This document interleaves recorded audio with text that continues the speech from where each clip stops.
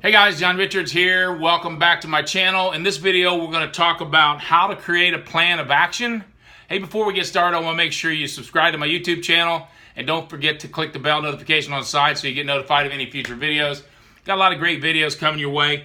Hey, first of all, know your outcome. Okay, when you create an action plan, a lot of people, they don't really know what they're working toward. That's a big mistake. So the first thing you want to do is when you're creating an action plan, what are you creating an action plan for?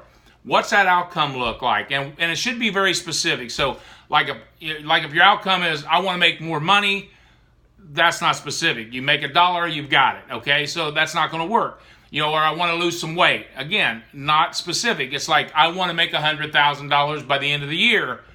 That's an outcome that's specific. Or I want to lose 10 pounds. That's an outcome that's specific. So first of all, in your outcome, you really don't have any control over, and I'm going to teach you how you can get control over your outcome through something else called a process goal. But the outcome you don't have control over, so when you say I'm going to lose 10 pounds, you're not going to just think that into existence, or I want to make $100,000. You're not just going to get up every day and do a little bit here and there and get there. So it's going to take some thought. So once you have a real specific outcome, you need to sit and brainstorm all the actions, all the tasks you can do to create that outcome. Because the outcome is going to come as a byproduct of the process. Every outcome goal is preceded by a process. And the process is the actions daily, no more than weekly, that you're going to take that's going to create the outcome, okay? And you just need to keep it really simple. So what I do is I write down everything I can think of that I need to do, okay? Then I say, okay, if I could only do one of these, which one would it be? Okay, and I write that down. Okay, now if I earn the right to do a second one, which one would that be? And I write that down. And then I say, okay, if I earn the right to do a third one, which one would that be?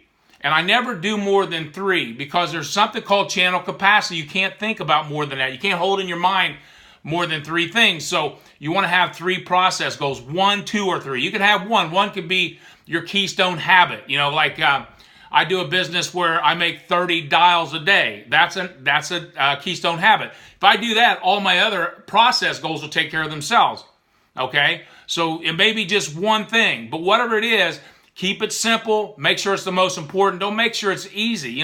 If you do what's easy, life becomes hard. But if you do what's hard, life becomes easy. Okay, now once you've identified this 1, 2, or 3 process goals, those actions you're going to take daily, no more than weekly, then you want to schedule them into your calendar, okay? That way you make sure you're taking those actions. What a lot of people do, and I'm talking to a girl today, she's having this issue, she's not executing on her plan because I'm thinking that she doesn't, and we're going to talk later, but the biggest problem most people have, they don't have it scheduled. If you have something scheduled, you're going to be more likely to achieve it. And then when you have something scheduled, you got to protect it like it's a dentist or a doctor's appointment. You can't give it away, just okay, I'll go do that. Okay, yeah, I'll go to lunch with you. Or sure, I'll go mow the yard.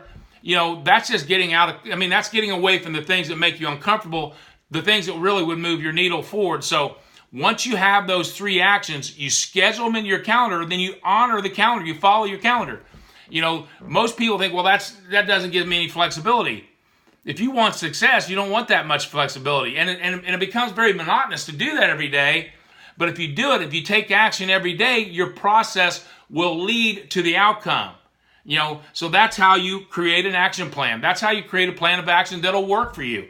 Don't just sit down and say, okay, here's my goal, and I'm going to take these actions for a little while, and then I'll try to take these actions. No, sit down and think this thing through. So you have your outcome goal, you have your 1, 2, or 3 process goals, then you schedule them, and then you execute. As simple as that. Don't make it any harder than that, guys. Hey, if you like this, make sure you like it. Hey, if anybody else can use this information, don't forget to share and comment. How are you setting your goals? How are you creating your action plan?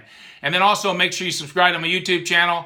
And don't forget to click the bell notification on the side so you get notified of any future videos. Hey, go out and make it an awesome day today, guys. Thank you.